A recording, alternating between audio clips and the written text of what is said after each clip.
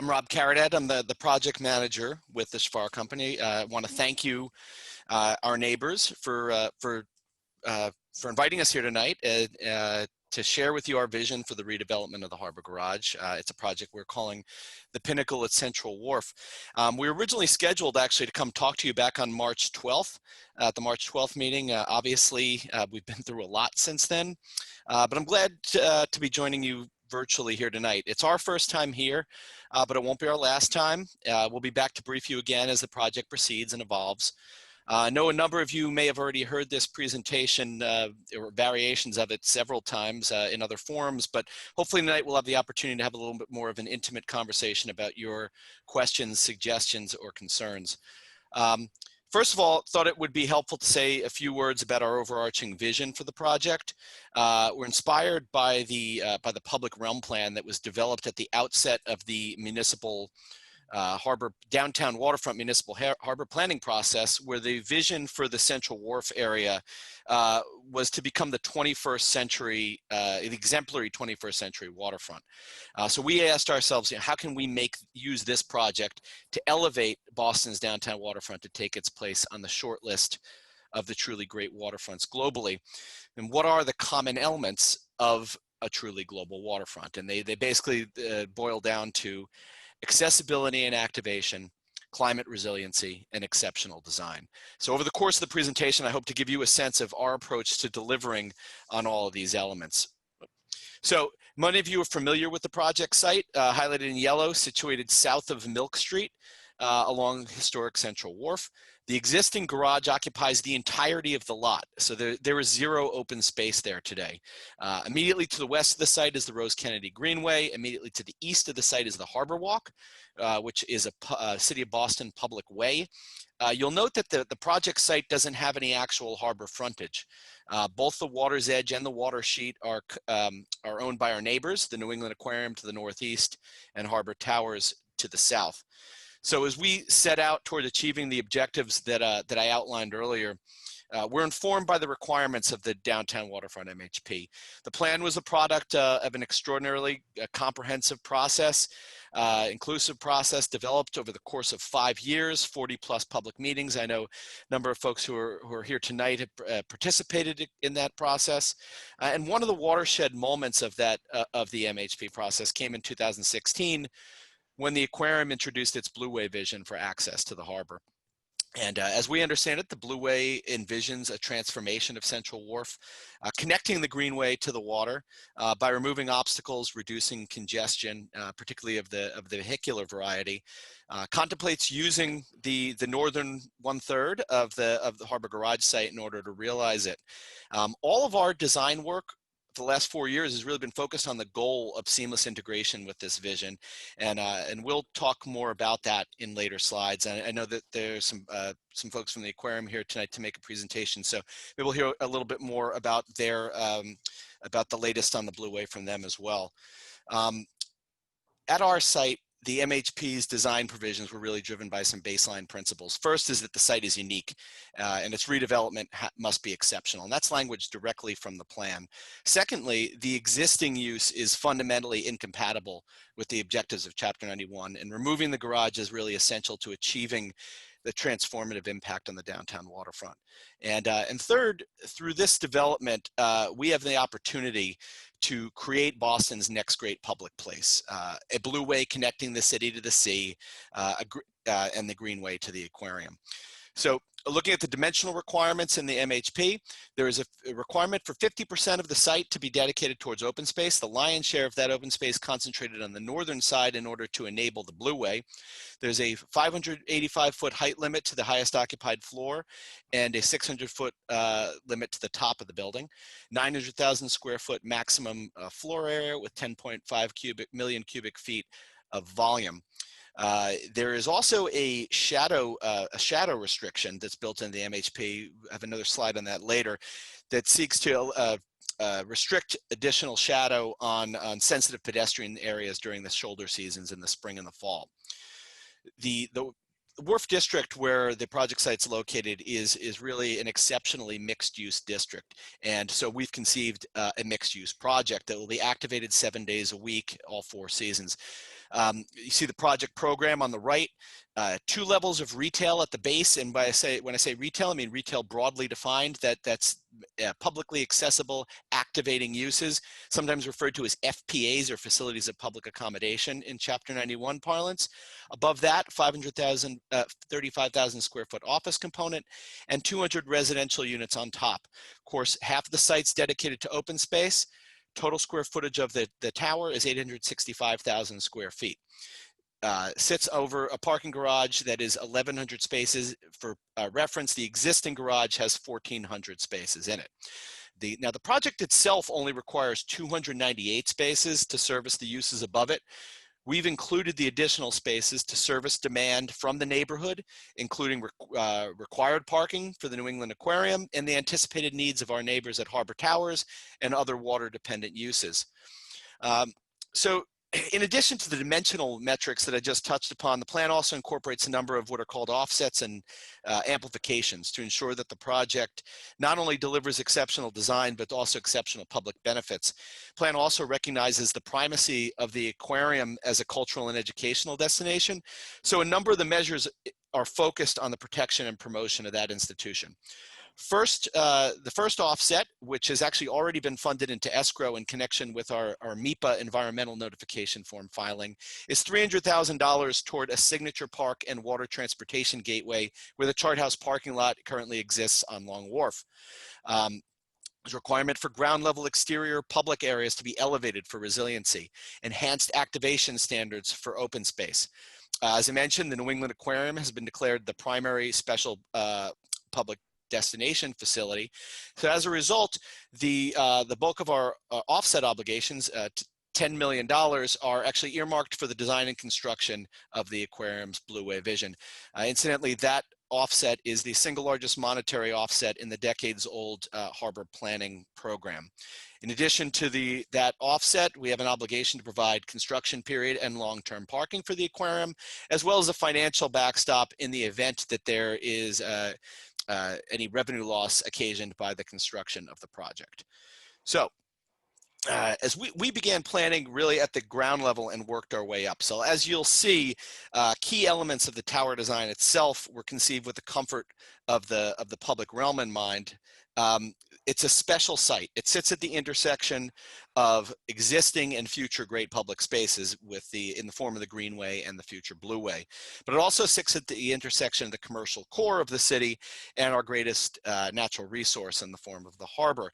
So the design language that's been used in the project transitions on the city side from a more orthogonal, angular language to something that's more organic and has a natural feel as you get closer to the Blueway and the harbor.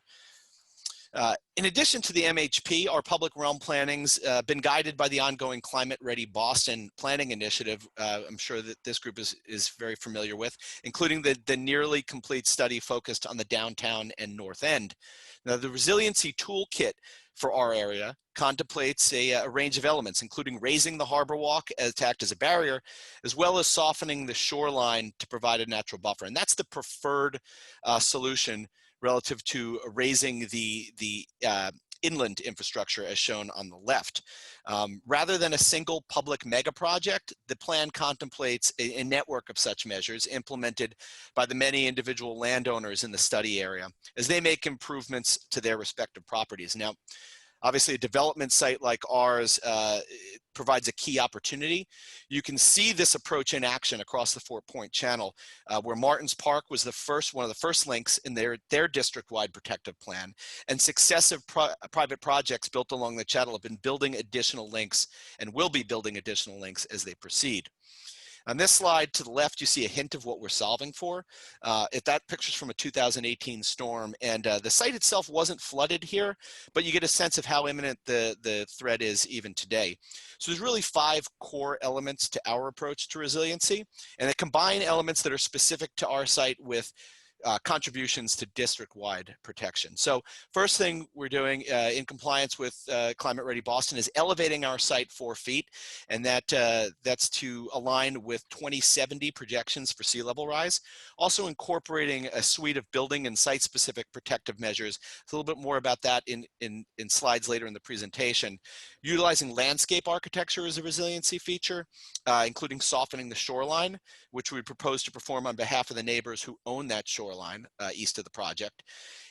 Elevating the adjacent public infrastructure, the harbor walk on the section of East India Road that runs east of the project, and contributing, as we mentioned, $10 million towards the aquarium's Blue Way project, which is in itself conceived as a series of resiliency features. So the project won't in and of itself protect the whole district, and no single private project could. Instead, it's through the combination of these on-site and significant off-site contributions that we aim to be the catalyst for the district-wide protective network. And someone needs to be the first to take action, and we, with this project, stand ready to do so. Switching over to the site plan, want to show you some highlights here. As we said, elevated the entirety of our site as well as the adjacent harbor walk from 17 feet above Boston City base to 21 feet, with a combination of stairs, monumental stairs, and ADA compliant ramps to ascend in a gentle transition to the new elevation.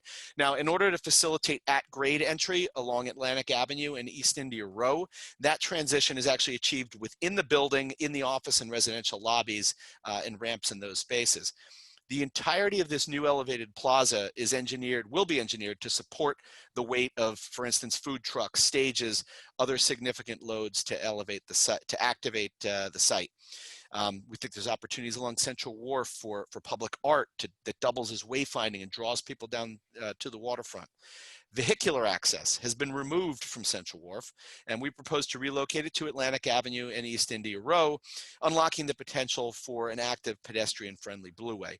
We really focused on creating new moments around the site and beyond for people to gather, to learn about the harbor, to watch a performance, or really just to relax. And finally, right along the harbor's edge, we want to incorporate measures to soften that shoreline in a manner that echoes New England rocky tidal ledges. And it's all landward of the existing seawall, so there'd be no fill, no extension into the water sheet. We recognize that our neighbors on either side are engaged in their own planning efforts. We support that 100%. We stand ready to collaborate with them.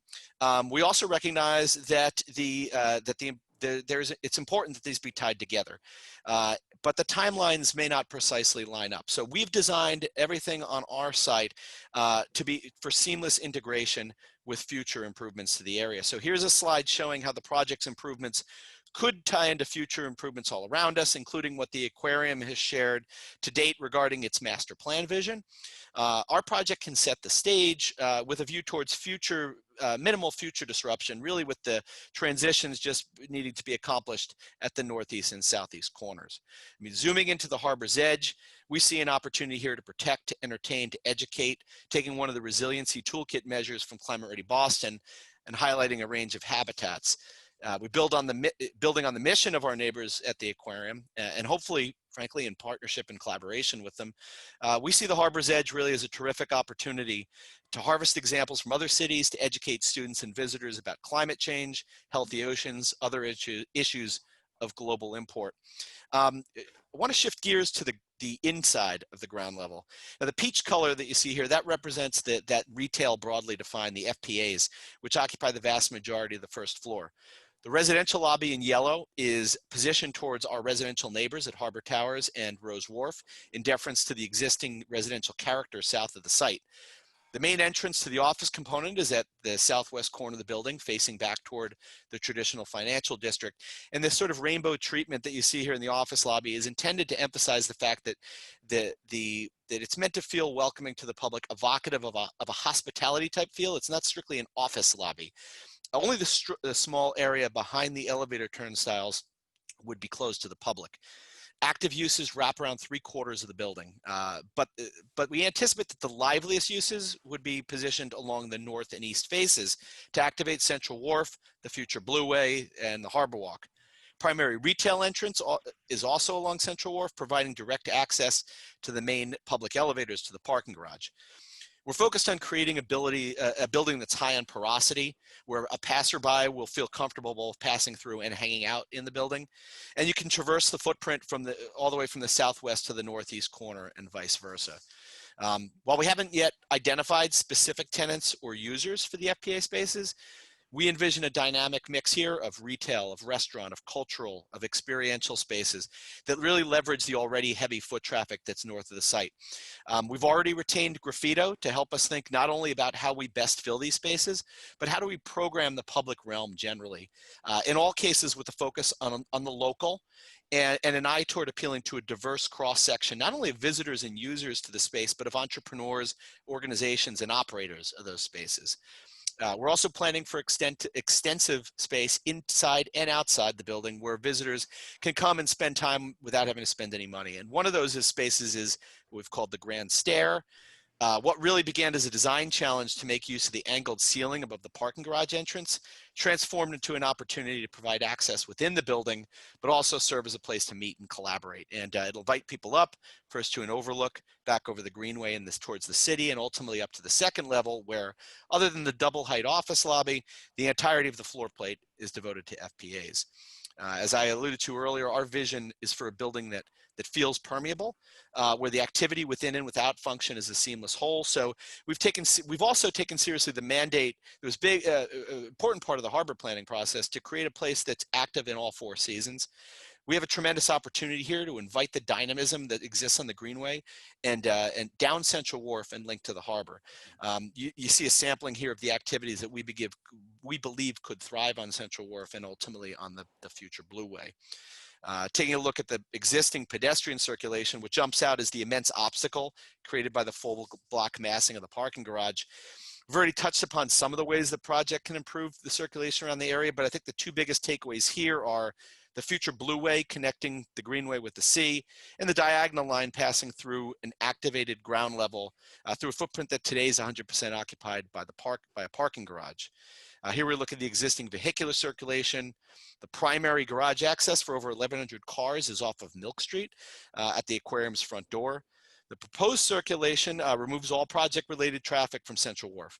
In addition to eliminating the need for Milk Street to accommodate 2-way traffic east of the Greenway, the proposed simplification of the Atlantic Milk intersection also eliminates the need for a 3-phase light there, which disrupts signal timing and traffic flow up and down the Greenway.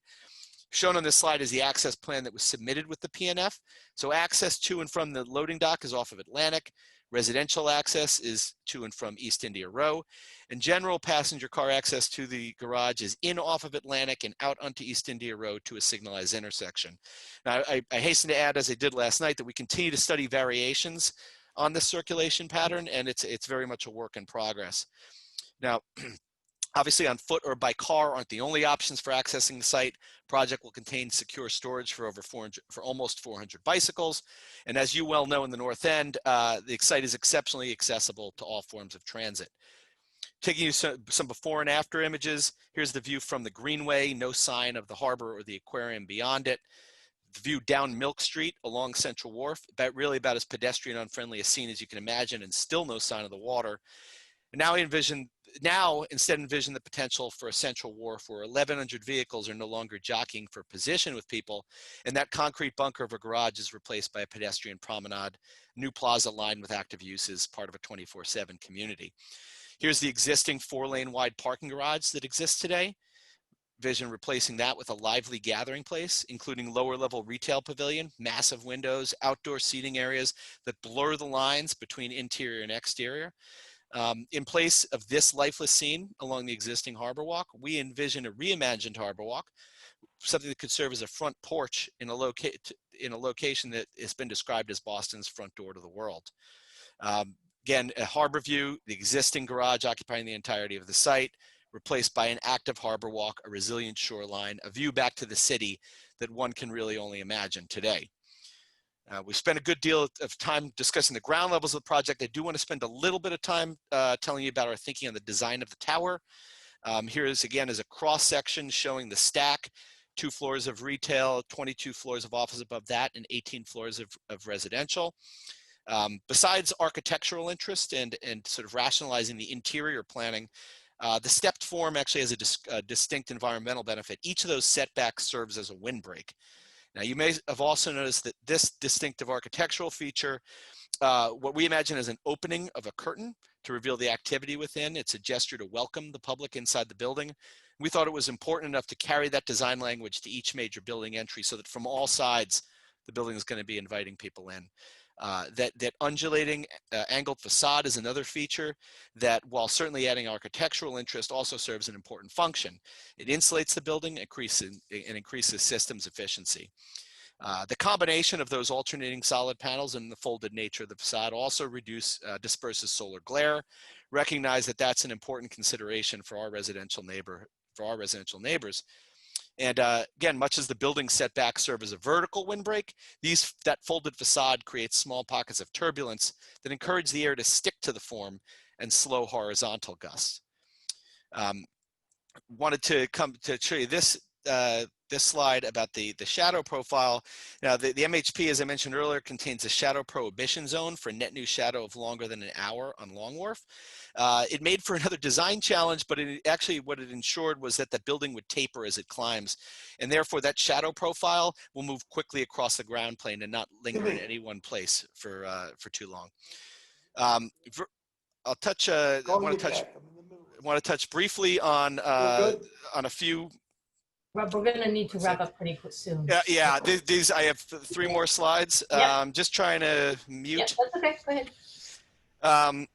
Let's see. So we're studying extensive resiliency and sustainability measures. From elevating the site, softening the harbor's edge, also looking at high efficiency systems that leverage the mixed use of the building, mixed use nature of the building, incorporating stormwater collection technologies that will greatly outperform what's now 100% impervious surface of the existing garage. And taking a cue from state and city priorities, we really want to focus on making the building electric ready and put the building on a path to carbon neutrality. Studying a number of paths across systems to achieve a significant reduction in energy usage. And these will continue to evolve as we drill down on greenhouse gas reduction, energy savings, constructability, et cetera, over the course of the project. So I will leave you with this slide. I will not read it to you. I think this is a good place to conclude. I thank you for your time. I know there was a lot in a relatively short amount of time, but happy to take any questions. Yeah, please, everyone, can you go to chat and start doing some questions? There's got to be questions. And I'm happy to open people's mics if they have questions. If you just tell me in chat.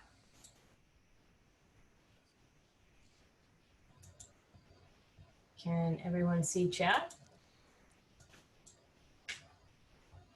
I'm not seeing any questions yet.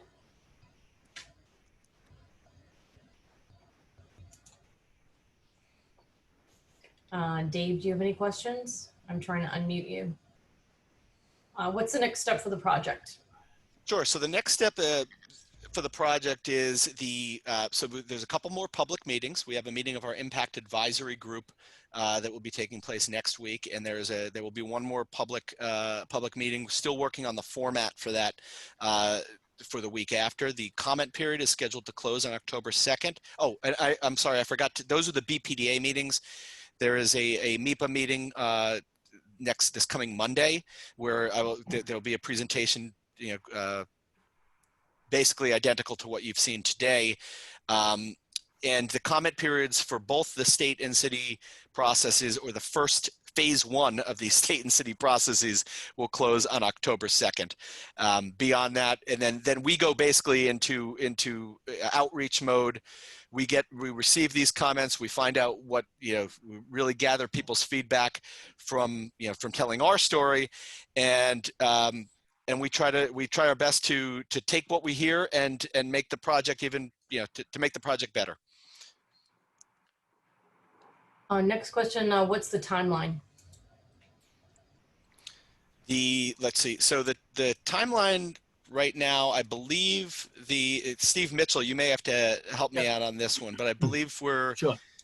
Yeah. I can answer that. We The approval process through the state and in the city is a 9 to 12 month process, and from there we'll finish up the design, and we hope to start the project in about 18 to 24 months from now.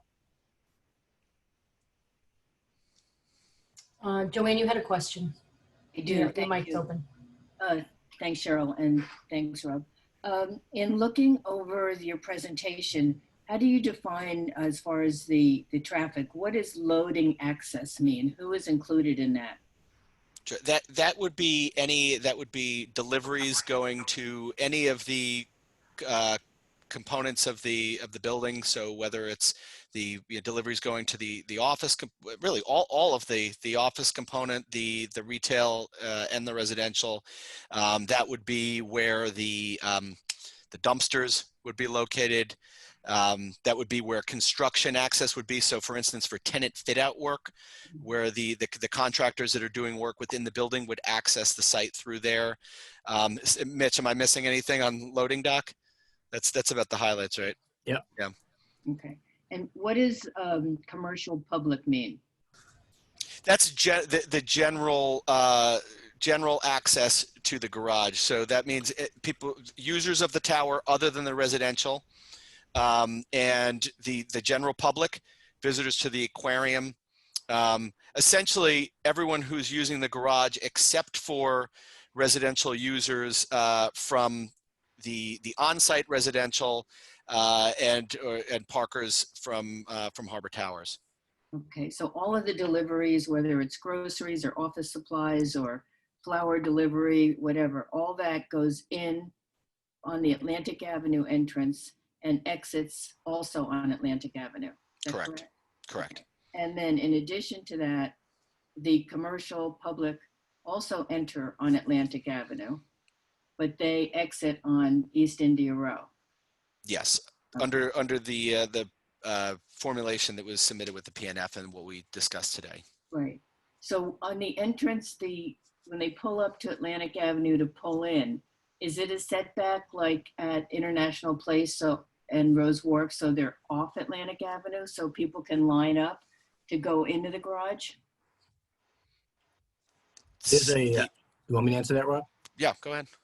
There's a long ramp that goes down, so the queuing happens inside the building when they pull in. So to reduce the backup on Atlantic Avenue? Correct. Yeah, goes all the way down. The gates are way down into the building, so there's a ramp that they can queue up in the ramp if it's the queue up, not in the street. Okay, thanks, Steve. And how many, when you look at commercial and public and residential, how many vehicles is that do you expect to enter and exit on Atlantic Avenue? And also all of those commercial public also exit on it in East India Row? I don't want to. This is one of those things. This is all in the project notification form. We can dig it up for you, but it would take us a little time just to retrieve it. I don't have those numbers at our fingertips, but it's in the filing, and we can dig that up for you, Joanne. I appreciate that. Thank you. Thank you. Sure. Another question from someone. They want to know if these slides will be made available to the public after. Yeah, so actually this presentation with a few additional slides was presented just last night for the BPDA public hearing, and so it will be on the project page through the BPDA. So if you go to the Harbor Garage redevelopment page on the BPDA website, and you know what, yeah, we can probably get that URL to you. I might be able to pull it up. I'm gonna stop sharing here for a second. Sure. I could probably pull it up after we're done and we move on. I can get that and shoot it over to you, Cheryl. That'd be great. I'm just wondering if Matt Conti at northendwaterfront.com would want to post it on his site if that's possible, because a lot of people go there and it's really easy to find everything. But if Matt, I can open your mic if I can find you in here. A couple more questions. How many residential units do you anticipate?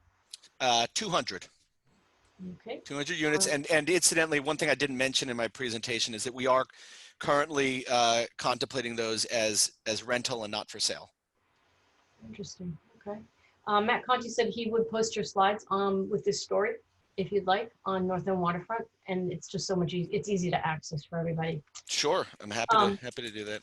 Sure, if I can email you his contact info. Great. I have another question. Thoughts on demand for new office space given the lessons of self-isolation on account of the pandemic? What are your thoughts on that?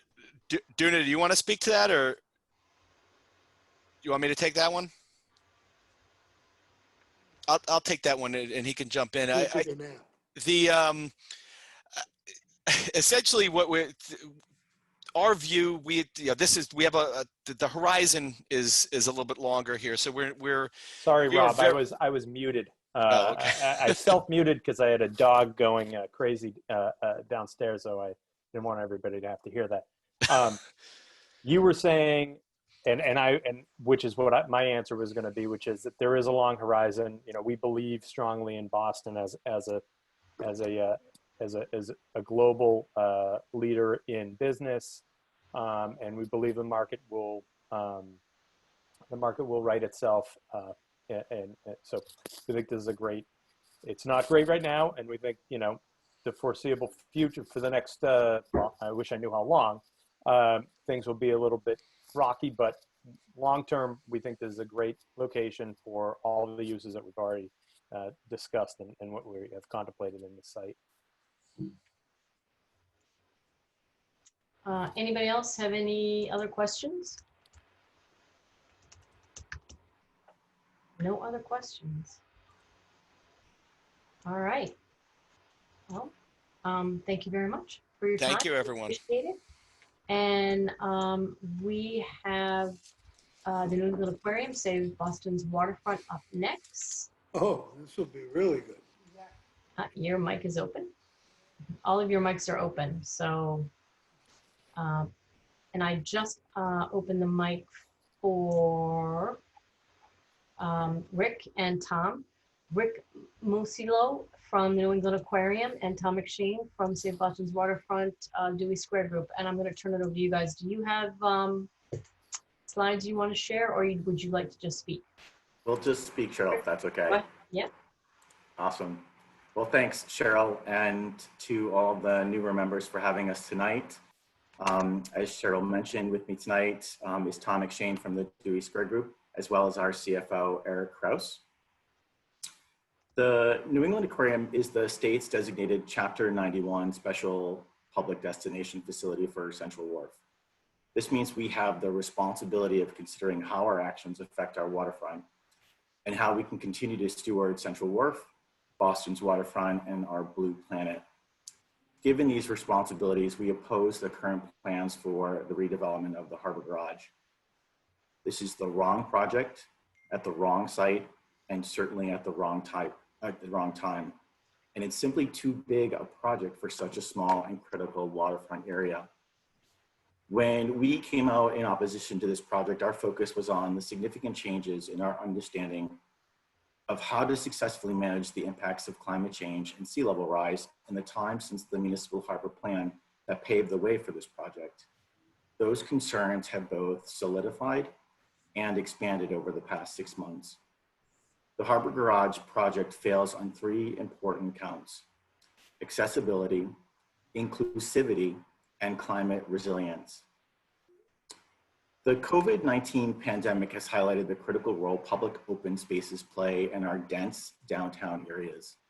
We need an accessible public realm that connects the Greenway and Boston Harbor at this critical portion of our downtown waterfront. Equity should be a #1 priority for this site. Sadly, our downtown waterfront and our seaport today are not welcoming or accessible to communities of color here in Boston. If there's one place where that inequity can be offset, it's here at Central Wharf, with a space that is adjacent to and integrated with one of the city's most inclusive and popular waterfront destinations and densely populated neighborhoods like the North End and the waterfront. The project's climate approach merely is to elevate and isolate the site.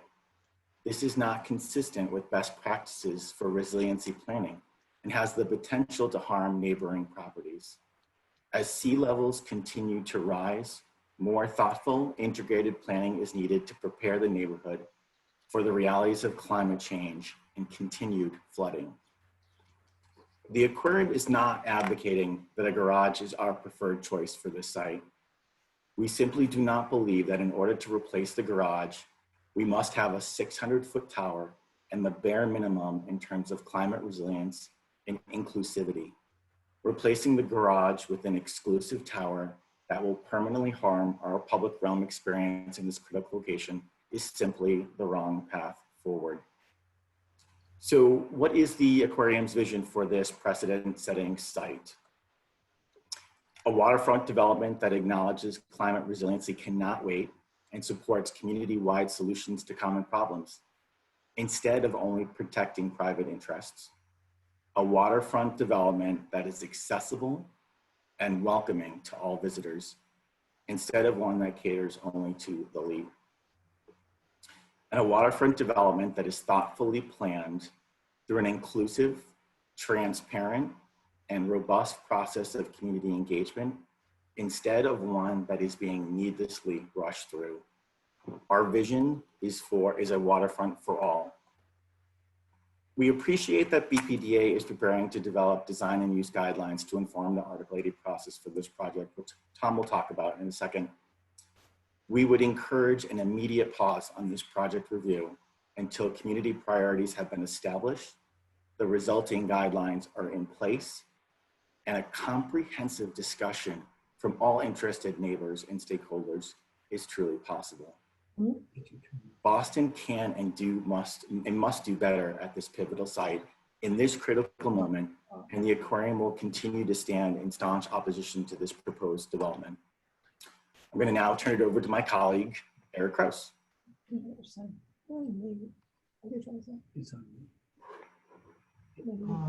Eric, I'm going to unmute you.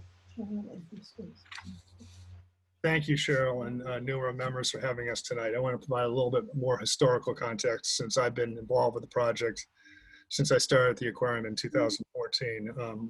As you know, we've been active members of the process from the beginning, and the aquarium has consistently reserved its right to weigh in on any project once it was proposed. We are now at that point. We reserved our rights to evaluate any specific project proposal once put forth, noting that the realization of a transformed public realm was a necessary precondition to any support. I also want to clarify that the aquarium and the Chiofaro company do not have an agreement on revenue loss protection and parking. The MHP established guideposts that could inform an agreement. As for the 10 million of Blue Way offset dollars, that's a small portion of the eventual project cost, and while appreciative, it's not a given that we will receive all that money. A lot has changed since the MHP's process began in 2013. We now have a much greater understanding of the impacts of sea level rise and climate change on our coastal community, and the importance of having a district-wide plan for mitigation purposes, the need for more equitable and inclusive planning process on the developments that shape our city, and the increasing importance of accessible and welcoming public spaces in light of the COVID pandemic and racial equity. At this point, I'm going to turn it over to Tom McShane at Dewey Square. Thanks, Eric. And thank you everybody for having us tonight. My job here is to be the regulatory nerd. So that if you have questions about what this all means and what the terms are, I'm here to answer those questions for you. I'm not a lawyer, so I'm going to have to do it in layman's terms, but sometimes that's more helpful. There are lots of acronyms here. MHP, the Municipal Harbor Plan, MHP, Article 80, Design and Use Guidelines, Chapter 91. If you have questions, just let me know. I'm going to assume, because you have to do a lot of these things, that you know what most of those terms mean, just because of the interest of time, and Cheryl will shut me off. We do think that the next step in the process shouldn't be the Article 80 and MHP comment periods that are ending on October 2nd. We think the next step in this should be the design and use standards. And that's what we really want to talk to you about. This whole process begins and ends with Chapter 91. Chapter 91, the whole purpose of Chapter 91 is the state tidelands law, is that the land here that we're talking about is really public land that's being allowed to be used by the state for private purposes. So it's our land, it's public trust land. And the goal of those the Chapter 91 regulations is to preserve the public's right to access and enjoyment of the waterfront. Many of us think this is the city's most visible, most used, and most critical half mile of ocean front that in the entire city of Boston. It's special, as Rob and others pointed out. And no one thinks that a parking garage is a proper or best use of this site. The issue is whether or not to replace it with a 600-foot skyscraper, or whether that's even more damaging at this point in time. State regulations would allow for a building on the water side of this site to be no more than 55 feet, roughly 5.5 stories. When the state allowed the city of Boston to set its own rules for the site, that's what a municipal harbor plan is, an MHP. It said that the city could decide to go up to 600 feet. But at the same time, the state said that the BPDA was required to develop design and use standards to inform or guide the Article 80 and MHP reviews of the two projects in the area, the Hook Lobster and the garage site. That's why we think the design and use standards are so important to do first. What are design and use standards? The design and use standards would look at and answer collectively, we as a community would answer questions about what are the public's needs and the public's plans first. How do we get people from all across the city to the downtown waterfront area and the ocean? That's accessibility. How do we make sure once people are there, either as visitors or residents, that they feel comfortable and welcome to be there? That's inclusivity. What is it that people will want to do once they're there? That's activation. Do we have the basic public infrastructure and means such as bathrooms, water fountains, seating, shade shelter? Do we have that basic infrastructure to make sure that it's welcoming? That's what the public amenities are about. And nowadays, most importantly, do we have the district-wide planning for climate change and resiliency to make sure that every building doesn't have to fend for itself against flooding? These are the things that need to be decided in the public design and use standards so that we're sure that the public interests are served and not just the private ones. The creation of the design and use standards was required by Environmental Affairs at the time of the Municipal Harbor Plan approval back in 2018, and yet they still don't exist today. In the absence of those standards, we're now all being asked to review and comment on individual project buildings planned for individual sites, which is what we have here tonight. It's pretty pictures, but it doesn't help ensure public accessibility, inclusivity, equity, or resilience. So we're opposed to the current design, and we're particularly opposed because right now we feel that what the project did was that they didn't take these public issues seriously enough because the city hadn't done the design and use standards. And instead, they just simply designed a building that maxed out whatever the Municipal Harbor Plan did allow. So the Municipal Harbor Plan said it could go up to 585 feet, and that's what we have, 585 feet. The Municipal Harbor Plan said that there could be no more than 50% lot coverage, and that's what we got, 50% lot coverage. The Municipal Harbor Plan said no less than 50% had to be open space, and that's what we got, 50% open space. This is a maxed out design that's allowed by the Municipal Harbor Plan.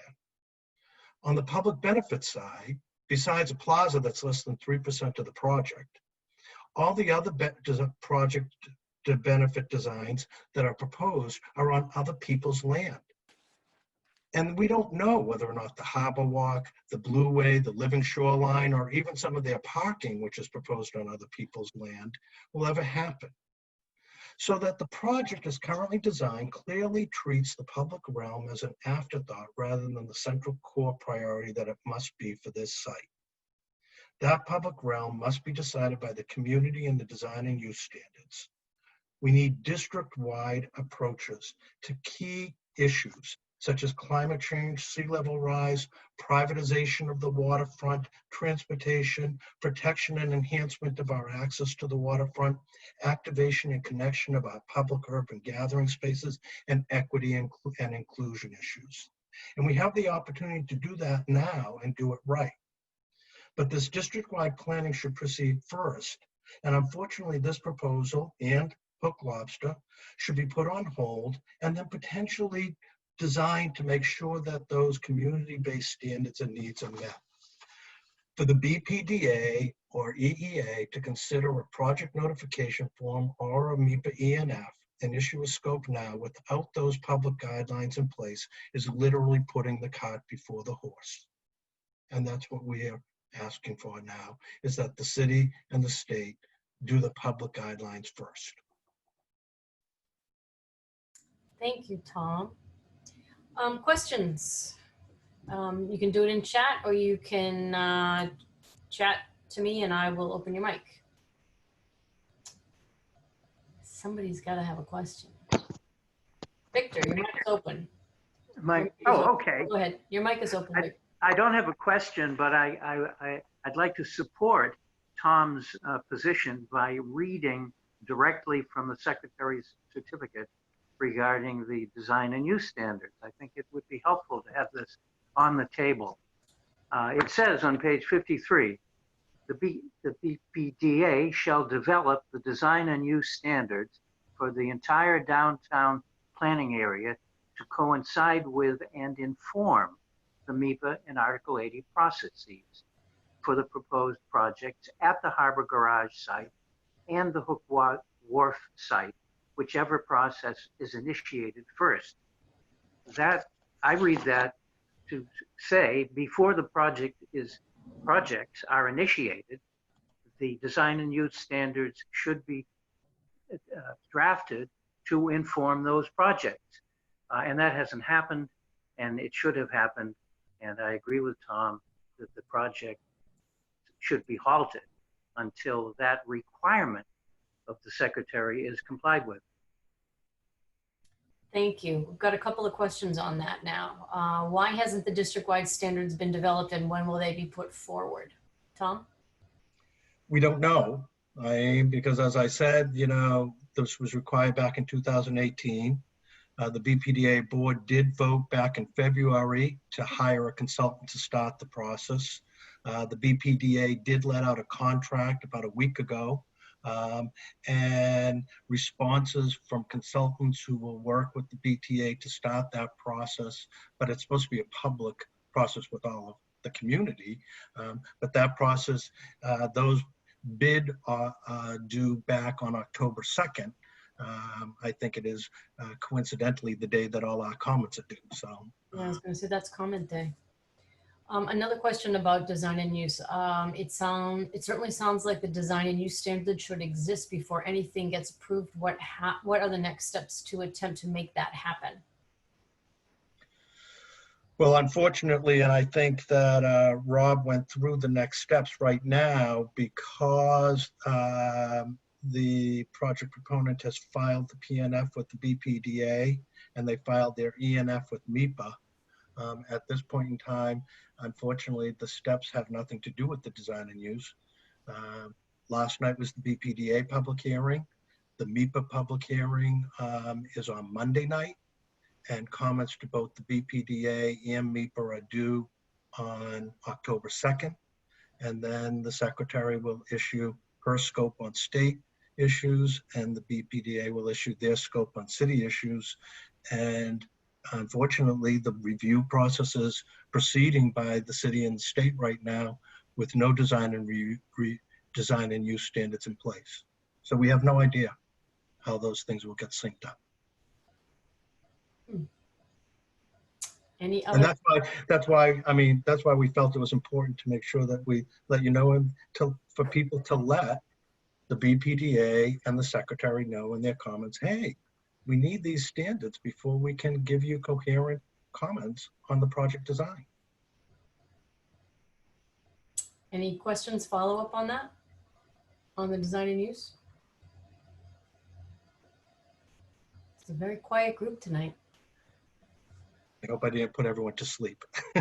No, I don't think so. Not this group. I don't know. We usually have lots and lots of questions from people, but not tonight.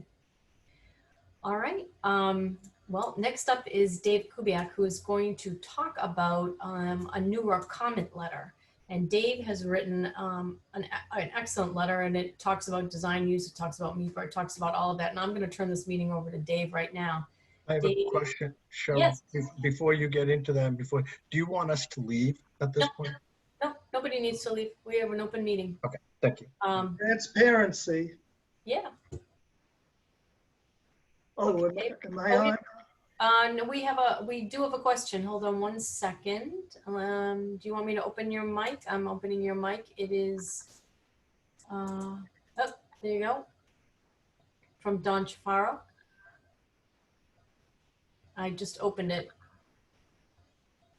Try again. There we go. There you go. I would just, I would encourage this group to communicate directly with the BPDA as to the intention of the design and use standards, what that was intended to do. The scope of it is far narrower than the way it was described by Mr. McShane.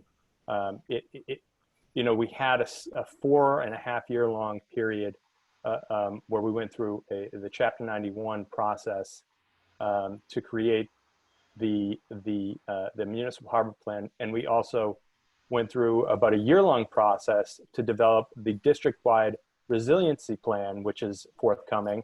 And these design and use standards have been are a far narrower scope of sort of the aesthetics of the area. So it's not an accurate representation to say that this study is as broad reaching, because we've already been through, as Eric Kraus mentioned, he's been here since 2014, which is around the time when the MHP process began. So it has been a lengthy process, and you know, and the design and use standards will continue to be a part of the process that will inform the ultimate design. But you have to understand that this project that we have in front of you is just a draft, and we have a lot of work to do to refine it, to modify it, and to incorporate the input from all the stakeholders and future studies that come along, including the design and use standards. So to sort of postpone our process or derail the process that we're on is because it's really still a very lengthy process in front of us. I think it needs to be, is not really the way that the process should work. And I also think, once again, that it would be helpful to have maybe somebody from the BPDA describe to this group what the intent of the design and use standards is. Response from Aquarium? I have something to say in response. This is Dave. This is Dave Kubiak, and I don't doubt that the BPDA would put a narrow perspective on the design and use standards. That seems to be their modus operandi for a lot of these types of reports. What's important is that the secretary, in approving the municipal harbor plan for the entire district, was compelled to require the design and use standards to help inform the Article 80 and MHP processes. So I believe that that means then they shouldn't be so narrowly developed, and the public process for them, I think, will determine the scope of the ultimate report.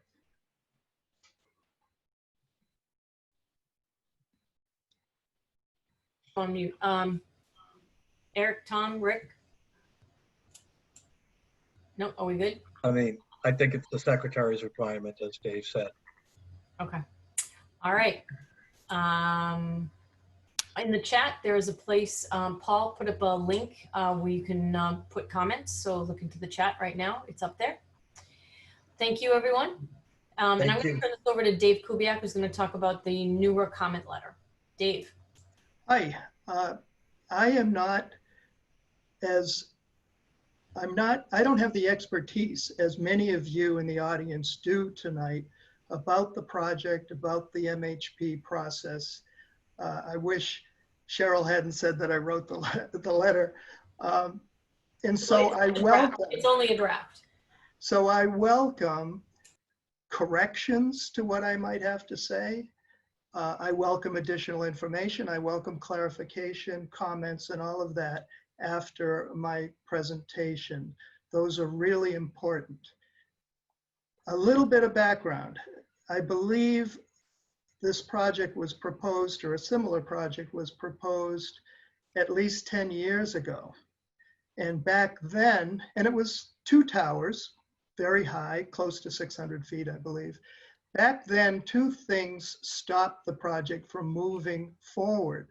One was Mayor Menino's opposition to a building of that height on that site. And accordingly, the BPDA did not move forward with its Article 80 process.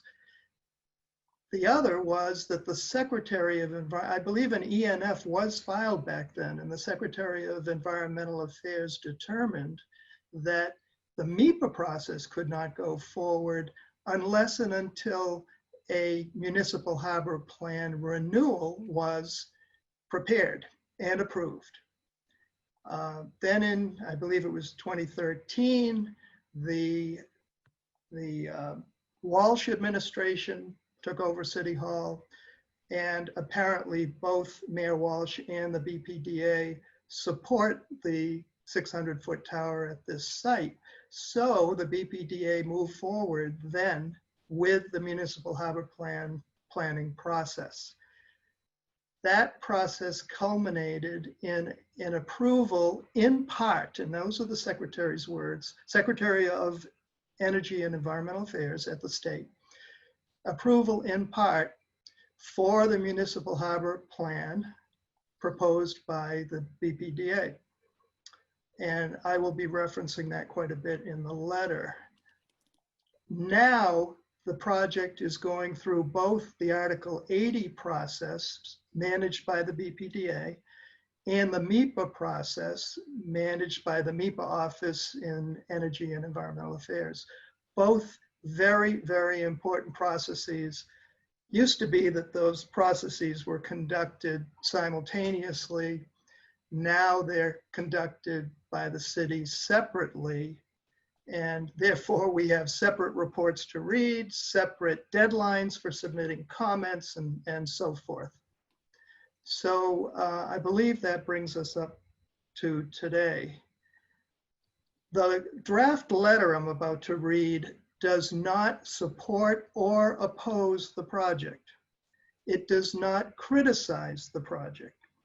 It does criticize the municipal harbor planning process that now allows a building up to 600 feet in lieu of the Chapter 91 regulations, which limited the highest point of a building on that site to 155 feet. So when the project proponent says that they're donating a huge amount of money for offsets, keep in mind the word offset. Offset for what? Offset for a huge substitution in the Chapter 91 height limit from 155 to 600. Okay, I think that's the background. And so I was saying that it criticizes the letter criticizes the municipal harbor planning process to some extent, but it does so with statements by the secretary himself, that was Secretary Beaton at the time, in his municipal harbor plan approval. So I'm going to switch to the letter, and I hope, Cheryl, tell me whether you can read it. Does that look okay? although I'm not at the beginning of the letter. Yes, we can see it, Dave. Just, yeah. Great. Okay. Thank you. So I am going to read the letter, and then afterwards, please offer comments, questions, identify items that we don't raise in the letter. But keep in mind that we can't raise every potential project impact that should be evaluated during the MHP process. Our letter will be one of dozens. I expect dozens of letters that will be submitted.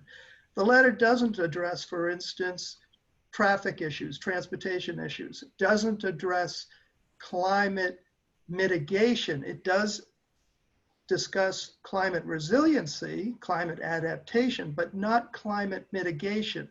Those things I know are very well addressed in the subsequent MHP process by direction of many state agencies and even city agencies.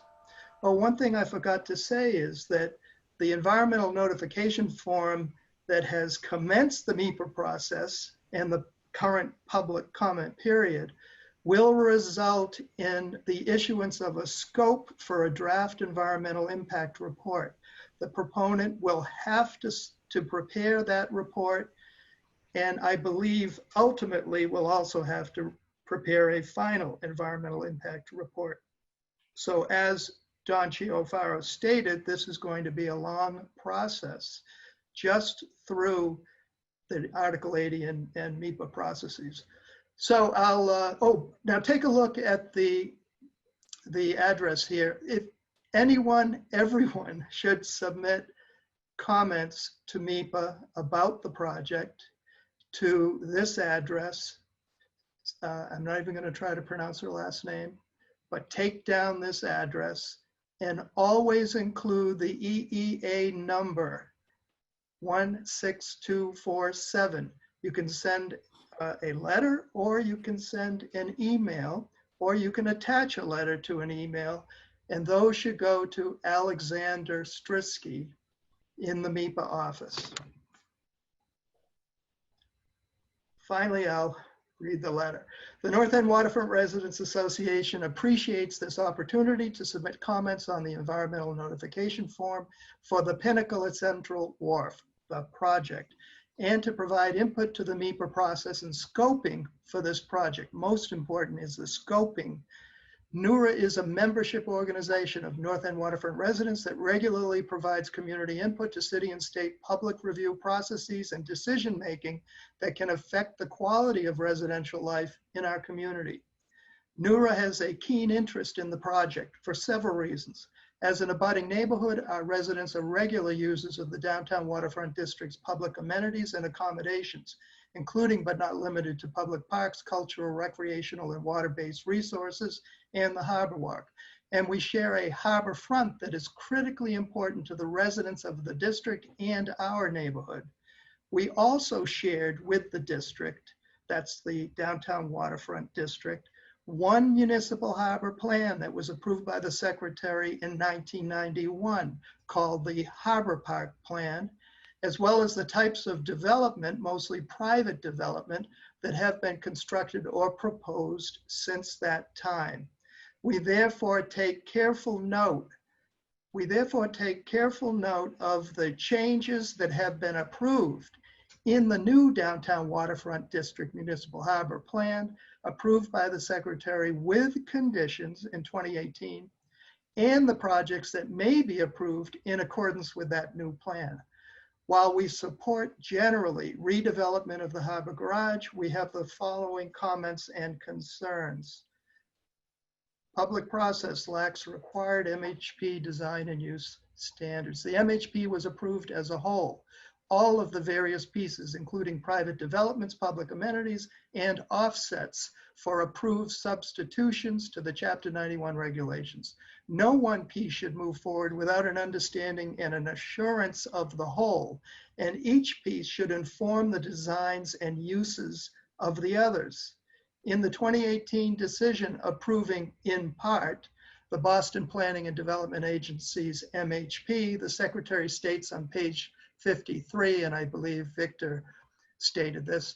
The BPDA shall develop the design and use standards for the entire downtown planning area to coincide with and inform the MHPA and Article 80 processes for the proposed projects at the Harbor Garage site and the Hook Wharf site, whichever process is initiated first.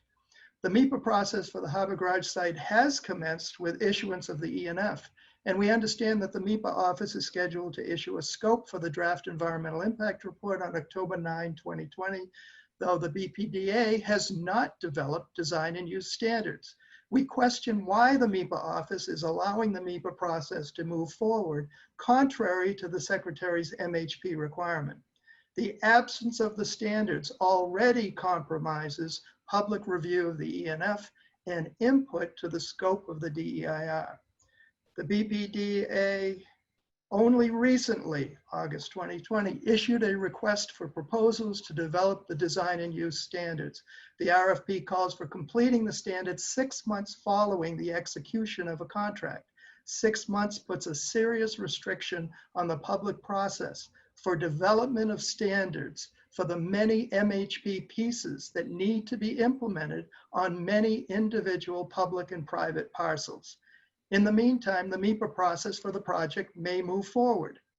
If the Secretary must issue a decision on the ENF and scope for the DEIR pursuant to regulations, we request that the decision include rules for the BPDA's public process in developing the design and use standards, require that the DEIR incorporate the standards, and require that the DEIR comprehensively evaluate the project and its related public amenities and Chapter 91 substitution offsets in accordance with the standards.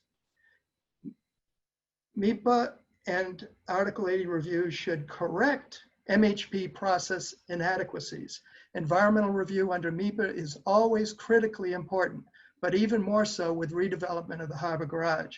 The Secretary's decision on the MHP references concerns with stakeholder interactions during the MHP planning process, encourages the BPDA, quote, to evaluate how the role of an interaction with the advisory committee and the incorporation of stakeholder input can be improved in future MHP processes, and urges the BPDA, quote, to engage stakeholders as part of upcoming Article 80 and other regulatory procedures. We request that the scope of the DEIR includes specific direction to provide an assurance of a robust, transparent, and responsive stakeholder engagement in development of the BPDA's design and use standards and the project proponent's DEIR. The Secretary's concerns raised in the MHP approval also shed light on possible inadequacies in the MHP planning process that need to be corrected in the MHPA process. Impacts of building height must be reassessed. The MHP approval of offsets for substitution of Chapter 91 height limits at the Harbor Garage site relies on and directs an agreement to be signed by the developer of the New England Aquarium in the city.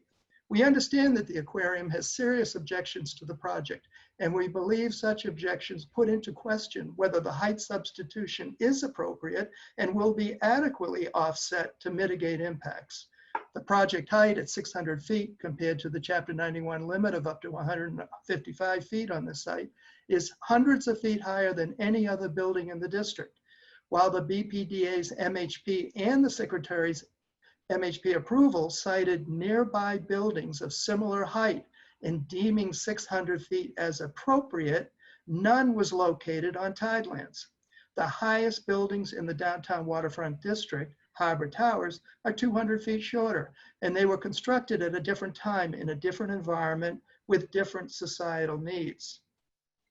In the MHP approval, the Secretary states, quote, the standard for additional building height holds that I must find that the proposed size be relative and modest in order that conditions of the ground level environment will be conducive to water dependent activity and public access.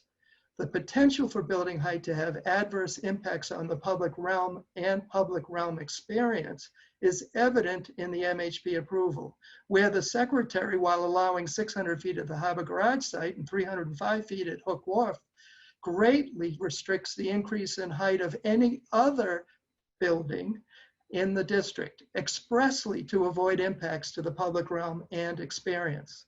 We request that the Secretary's scoping determination require a description and discussion of how building height can adversely impact the public realm experience so that the public can understand the potential impacts and why the project will not cause these impacts. Development should conform to all relevant planning initiatives.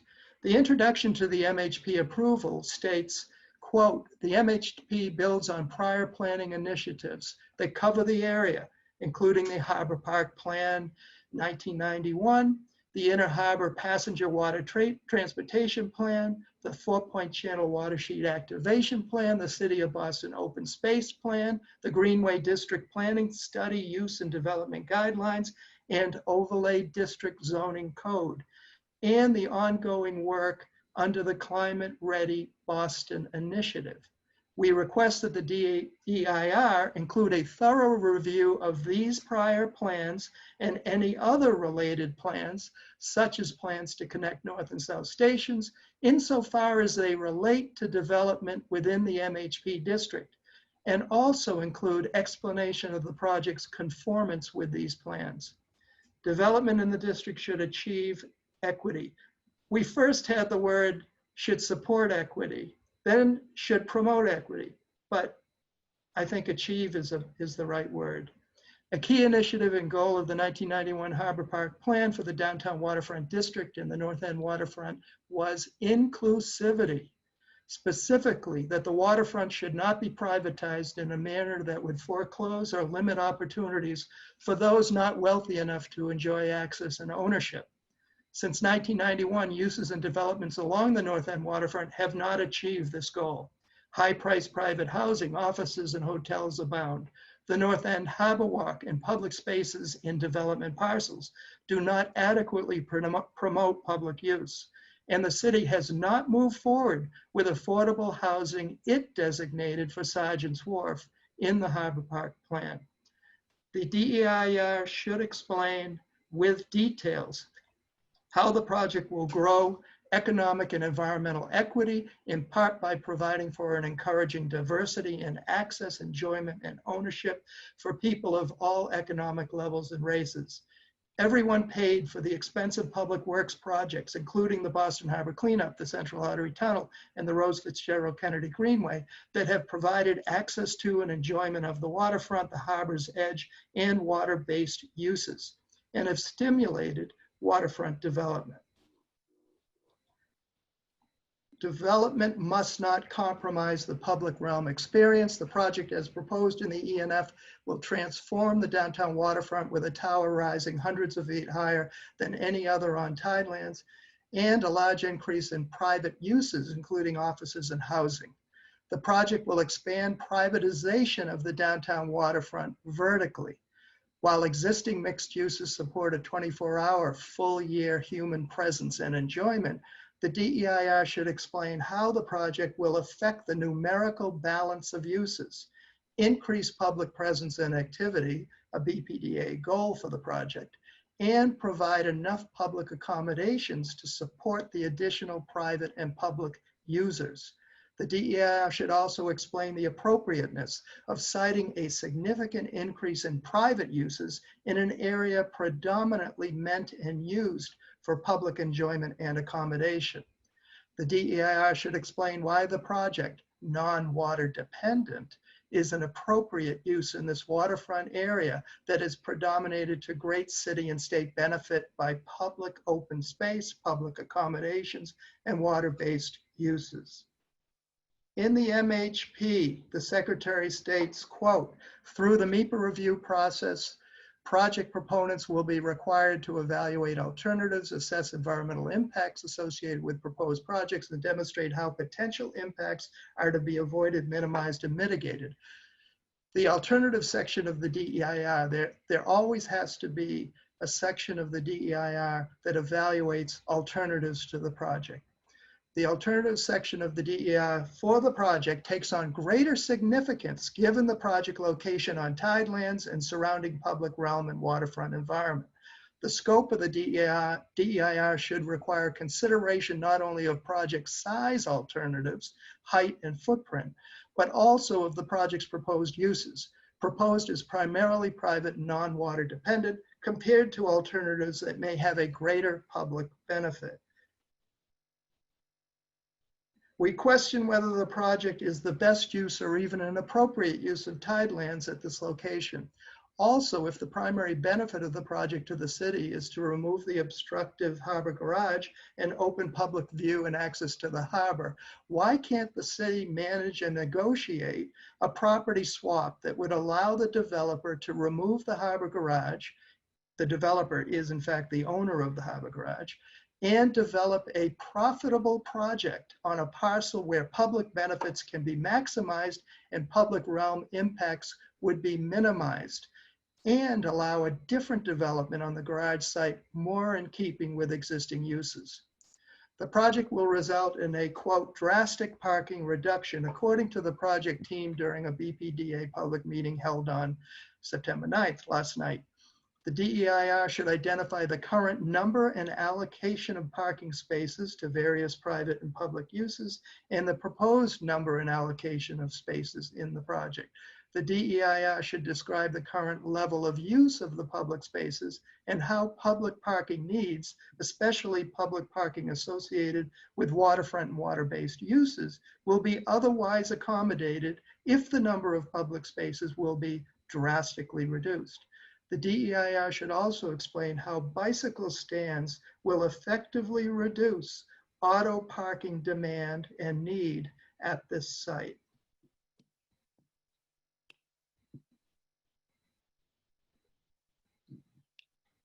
I have an extra page in here. The project must not harm the waterfront district or the harbor with respect, and these are just a couple of considerations, but there are many others, as I mentioned. Transportation, traffic impacts are another one. With respect to climate change, we are concerned that the project and its climate resiliency improvements, including raising the site grade, may be implemented in the absence of a comprehensive climate resiliency plan for the entire district.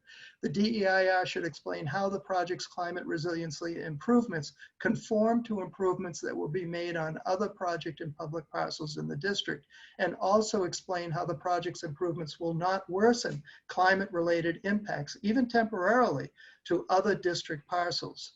Boston Harbor water quality is degraded by stormwater and combined sewer overflows. We expect that the DEIR will extensively cover proposed stormwater management and stormwater pollution control, as most do, pursuant to DEP regulations. Often overlooked or given short shrift is attention to mitigating the potential impact of a project's wastewater flow on the municipal sewer system's performance in wet weather and on combined sewer overflows. CSO discharges to Boston Harbor exist in close proximity to the project, and they relieve the same municipal sewer that will collect the project's wastewater. The DEIR should explain in detail the current performance of the municipal sewer system in wet weather, the current condition of CSOs to Boston Harbor and the vicinity of the project, and how the project will mitigate impacts in compliance with Mass DEP regulations. NEWRA looks forward to participating in the development of design and use standards for the downtown waterfront district and the review of plans for redevelopment of the harbor garage. Cheryl, unless you did you get a lot of chats? I mean, yeah. I don't have a lot of questions. I have one question. Somebody asked while you were reading the letter. Will Mayor Walsh make the ultimate decision on whether this project is approved or not? I would be speaking only personally, but through my experience with many other projects, that when a mayor does not want a project to move forward, it does not move forward. When he wants it to move forward, he will make sure that it does. And that went for Mayor Menino just as much as for Mayor Walsh. Does anyone have questions on this? I'll open your mic. I'm happy- Open everybody's mic. It might invite. Yes, I am. I just unmuted everybody. So you just have to click through. Everyone's unmuted. You have to click on it yourself. Please feel free to jump in and ask questions. And it's always the first one that has to start it. And then, Hi, can you hear me? Yes. Hi, this is Karen from Councilor Sabi George's office. Just wanted to say, Dave, great job. Thank you very much. thank you. Thank you, Karen. And I miss you guys. We missed you too. We'll set up something gosh. for October. With the I missed council. that walk from City Hall over to the center. You Well, look, you look great, Karen. Oh, thank you. Lots of beach time I guess so. on weekends only. Come on, somebody's got to have a question Or a comment, or or a comment, correction. something. There's a couple of people who haven't unmuted themselves, but everyone is unmuted. You can unmute yourself. I'd like to know how this letter came about, and was there a vote on it? Was there discussion about it? Or I'd like to know a little bit about the mechanism that NEWRA employs. And normally we'd be asked to vote on something, and I just would like to know about this letter. I think it's very good, but I'm very curious. Okay, Dave. Well, first of all, NEWRA typically tracks, reviews, and writes letters on development projects that might affect the community. We've done a lot of them over the years, and we always present a draft comment letter to our members, as we are doing tonight, for a vote. I believe our agenda tonight mentions a discussion of this draft letter and a vote. So that may occur tonight. I assume it's going to occur tonight, at which point we will, make a few tweaks here and there in the letter and then send it out. Oh, by the way, I didn't mention the comment period. The comment letters and emails need to be sent to Alex Strisky and the secretary by October 2nd. So we've got some time. And in the past, many of our draft letters have been modified based on comments we got during this kind of a discussion. Now, hearing no comments so far, the letter will go as is if NEWRA members vote to authorize it. Can I just clarify for Eva Jean for the question that she just asked? When you said we usually go through a process and a vote on something, that's actually what we're doing right now. That's, in other words, the exec committee knew that we should respond in some way to this project, that we decided that the most effective way to present it to the membership was to have a draft letter that for people to respond to, for starters. And yes, we will vote on it. We don't have to send a letter at all. We could send the letter the way it is. We can change the letter. We can add things. We can take away. But this is, you're just being given something to respond to, something to vote on. Nothing has been decided at all. And of course, this is Jen. Of course, if we had an in-person meeting, we would have handed it out to everybody so you could actually read it. Thank you, Dave, for going through all that. That's such a great letter. And just obviously Eva Jean and others that have attended meetings in the past, that we would have handed it out and had the discussion in person, but these are the times and we have to do things virtually, unfortunately. Well, I think that the next time it would be good to include the draft letter in your notice of the meeting. Unfortunately, there is no way to do that. Unfortunately, Evgene, there's no way to include a document in an email blast. We'd have to somehow link it. We'll try to figure it out for the next time. But let's get back to discussing this letter because it's almost 8:30. Do we have any questions about it? Any modifications to the letter? Nope. Complicated. A motion to send the letter? Or not? This is Christine. I think the letter's terrific. I'm going to steal some summary of it and weigh in myself to the people that we can comment to, but I will make a motion that we approve this letter and get it sent out to whatever the guy's name is at the top that I can't see anymore. To MHP. Second. Okay. Yes. Has it been seconded? Yes. Okay. All those in favor? Aye. Open your mics. Aye. Aye. Aye. Aye. Aye. Any nay? The ayes have it. Okay. Oh, wait a minute. I gotta unmute. One more person I gotta unmute. Hold on. John, I just unmuted you. There you go. Okay, in favor. You're in favor. Great. Hey, Dave, where is this project in the BPDA process?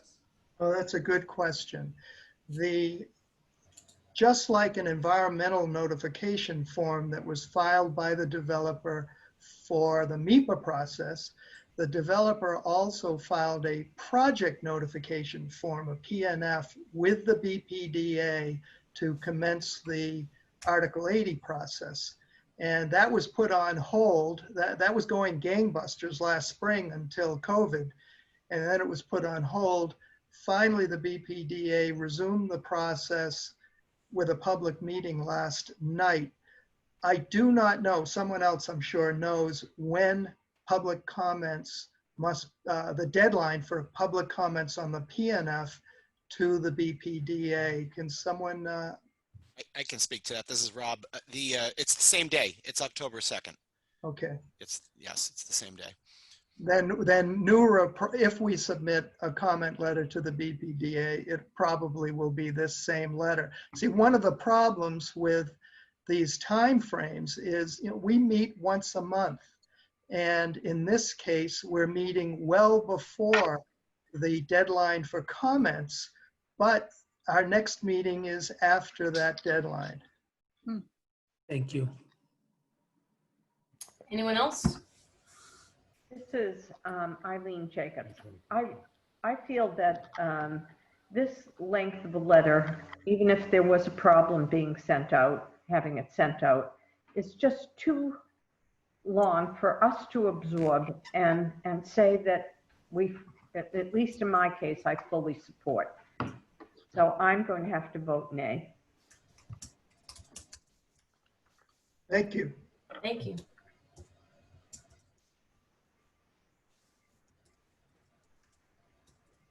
Anyone else? Okay, the ayes have it. Thank you, everyone. We are going to move on to another subject.